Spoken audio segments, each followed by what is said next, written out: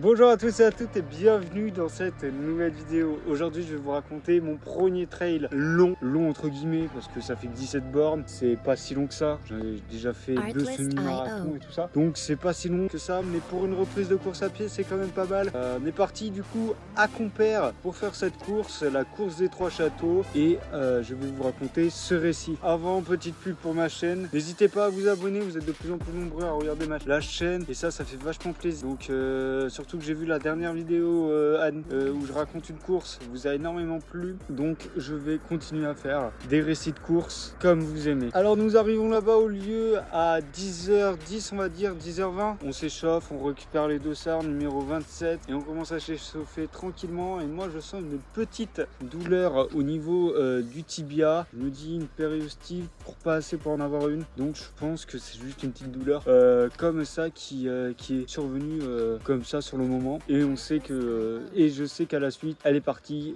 durant la course, cette douleur est partie durant la course. À 11h10 le départ est donné dans les rues de Compère et nous partons pour un 17 km avec ce qui était prévu 496 de D+, mais on a fait 600 de D+, donc on a fait un bon dénivelé quand même positif. Ce que je peux dire au départ, c'est que le départ est assez roulant, un léger faux plat montant pour bien démarrer la côte, pour voir qui est bon et qui n'est pas bon. J'ai fait cette course avec mon père est parti plus vite que moi sur le départ de course. Il se sentait bien, il se sentait en forme, mais vous verrez à la fin que je l'ai rattrapé. Nous partons tranquillement sur cette course, je pars dans les alentours de 6 minutes 30, 6 minutes au kilo, donc je reste dans cette zone et la première montée arrive autour de l'étang, et là je vois directement que quand même la montée elle est dure. Je me dis je vais la monter tranquillement en courant, en trottinant dedans. J'ai fait les 200 premiers mètres en trottinant tranquillement, et après je vous ai filmé un peu l'intérieur de la course, et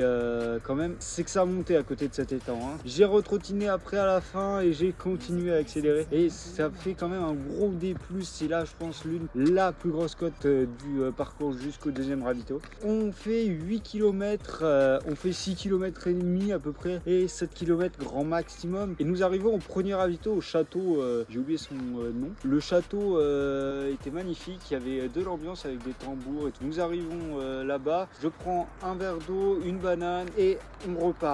Je vois quand même en face de moi un jeune qui, je pensais qu'il avait mon âge ou un peu plus vieux, qui était dans ma catégorie de junior, et du coup je me dis je vais essayer de le doubler. Donc j'avance, j'accélère un peu le rythme avec 6 minutes au kilo, qui est équivalent à 10 km/h, et donc je continue à courir quand même sur un bon rythme, et nous arrivons au deuxième ravitaillement, et là je sens que je suis en forme, et quand même dans les 3 km qui suivaient le premier ravito, il y avait quand même une grosse côte où j'ai pas pu filmer l'intérieur, mais la côte c'était un mur, c'était étroit, c'était un mur, mais c'était beau, et surtout il y avait du monde devant. J'aurais pu continuer, j'ai commencé à courir dedans et tout, et j'étais bien, et musculairement j'étais bien. Et nous prenons le ravito, et je vois au loin qu'il s'est trompé de chemin, le deuxième junior, donc le premier, et du coup je le double. Mais je m'arrête au ravito, je prends un verre de coca pour reprendre du sucre, je mange pas là, et je repars. Mais je vois qu'il me double sur le ravito parce qu'il prend rien, il double et il veut rattraper son retard qu'il a pris en se trompant de chemin. Donc il continue la route, et j'essaye de le suivre, de me mettre dans ses pas, et quand même il courait vite, hein. Un peu plus de 5 minutes au kilo quand même, et dans la montée là qui suit avant la grosse descente de 2 km, j'ai essayé de le suivre, j'arrivais à le suivre jusqu'à quasiment la fin, et là dans la descente il m'a mis une mine, il était je pense à 4 minutes au kilo, il m'a dit à la fin de la course qu'il était à 3 à 50 pendant un moment, donc il a bien couru. Moi j'étais à 3,30 au kilo en moyenne dans la descente, donc j'ai quand même couru vite, hein, pour vous dire 4 minutes 3,30, 4 minutes 30 au kilo, c'est équivalent à du 13,5 de km/h à peu près. C'est l'allure que je veux tenir sur mon 10 km de Brive pour faire un sub moins de 45 minutes. Nous verrons bien si les entraînements payent. Vous verrez ça dans le vlog de la semaine prochaine qui résume les 2 semaines d'entraînement. Ce trail, je l'ai considéré comme un entraînement long, une distance longue un peu, pour reprise des distances longues. Mais je trouve ça vachement mieux qu'une course de 10 km. Mais c'est toujours polyvalent. Donc je continue dans la descente et je rattrape le monde qui était devant, mais il court vite quand même le monde qui est devant. On court à peu près au même rythme et à la fin de la descente, un virage à droite. Et comme je dis sur cette vidéo,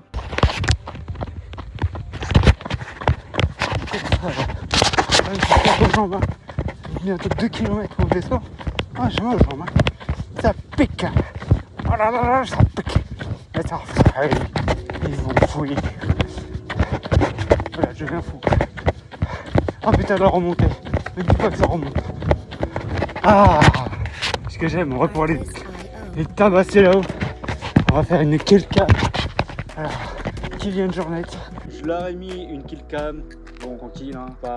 J'ai pas non plus accéléré comme un bourrin, mais j'ai mis mon sang pour monter, mais j'ai couru sur tout le long de la montée pour bien les rattraper. Je me sentais en forme, j'ai accéléré. Je suis parti doucement dans le début de la course, je suis arrivé vite. Et ça, j'ai bien aimé la sensation de rattraper le monde qui ont popcorn à la fin. Et donc à la fin, je vois le junior et je me dis, oh, je vais le rattraper, je vais le rattraper. Je n'ai pas pu le rattraper, il m'a mis, je pense qu'il m'a mis, on va dire, 1 minute, je pense. Mon père est arrivé 1 minute avant moi. Prochaine course, prochain trail qu'on fait ensemble, essayer d'arriver devant lui, de le gagner. Donc voilà. Donc pour mon premier trail long, je finis à la 22e place sur 54 personnes.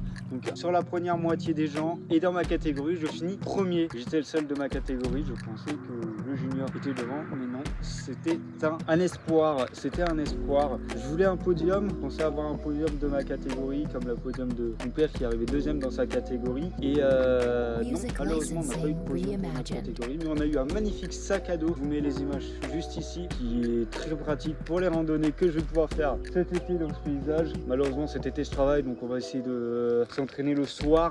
Au moins, ça évite la chaleur et tout. Si cette vidéo vous a plu, n'hésitez pas à lâcher votre plus gros pouce bleu, à vous abonner et à commenter si vous voulez me donner des conseils ou me proposer une course que je cherche en Corrèze, par exemple, un trail en Corrèze ou encore en Aveyron cet été, j'y serai. Et donc voilà, on se dit à mercredi prochain 18 h pour le vlog des 2 semaines d'entraînement en Aveyron. Tchuss.